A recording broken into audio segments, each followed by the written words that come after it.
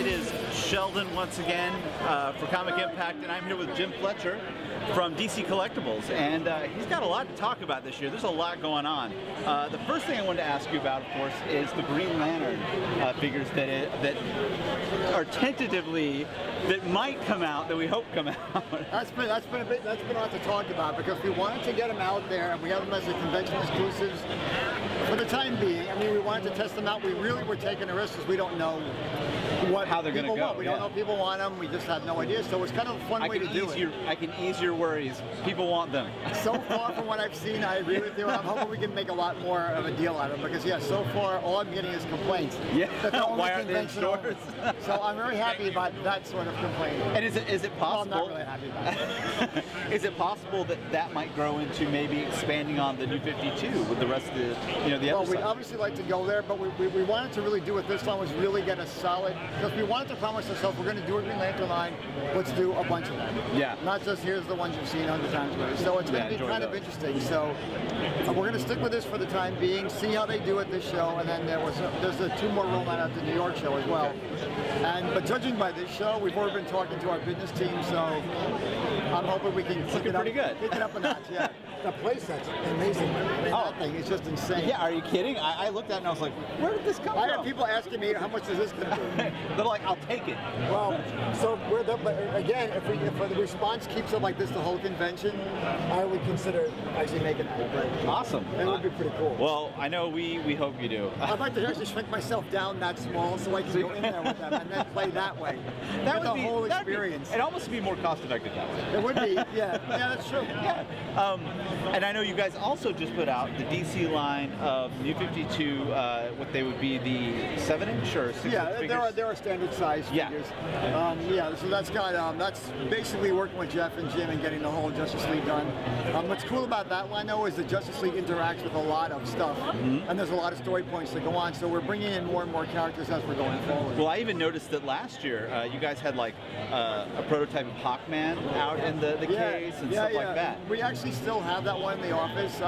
We'd like to get back to him at some point. I'm not sure when exactly, but it's eventual. Yeah.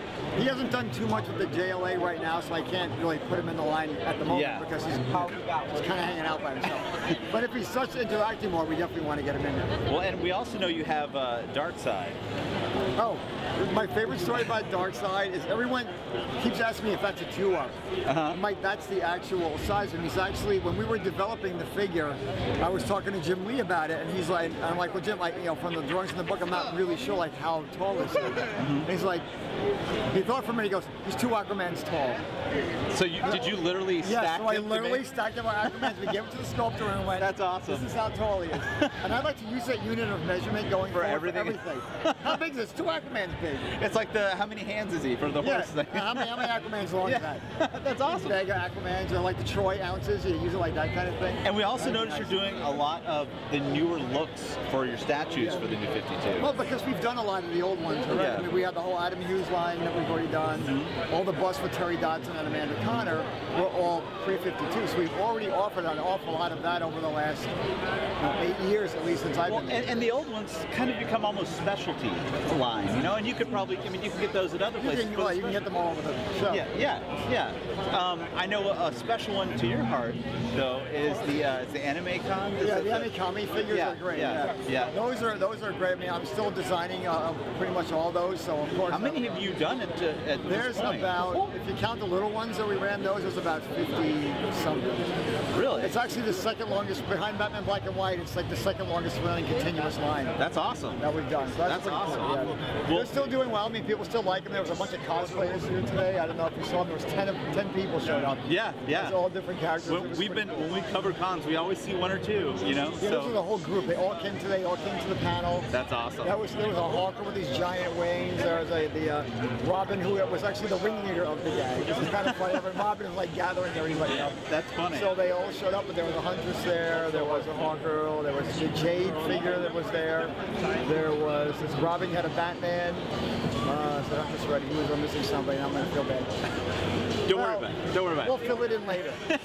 exactly. And you also have some of the new Watchmen from before Watchmen. That's been a fun line to work on because then again we're working with the people drawing the before Watchmen series. So we have the Prince of from James Johns is in there. You have the Amanda Connor piece, who she was on our panel actually, and that's when she saw it herself for the first time. Nice. She was like, "Oh, it's so great!" But that's what we do. We're there to make sure that we're getting the looks of the characters the way the creators want them. That's like one of our mission statements. It really hasn't changed for a long time.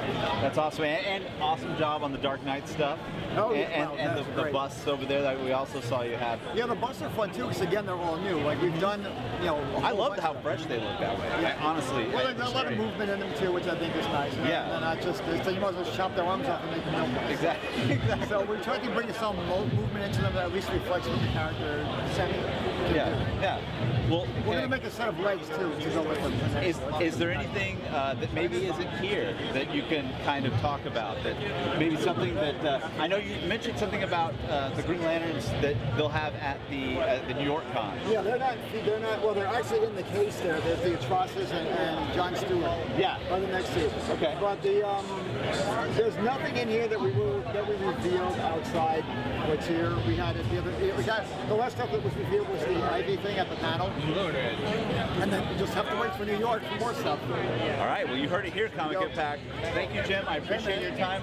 We always. Oh, are you kidding? We're having a great time. Me too. There'll be more for Comic-Con. Be there. Exactly. What he said. Yeah.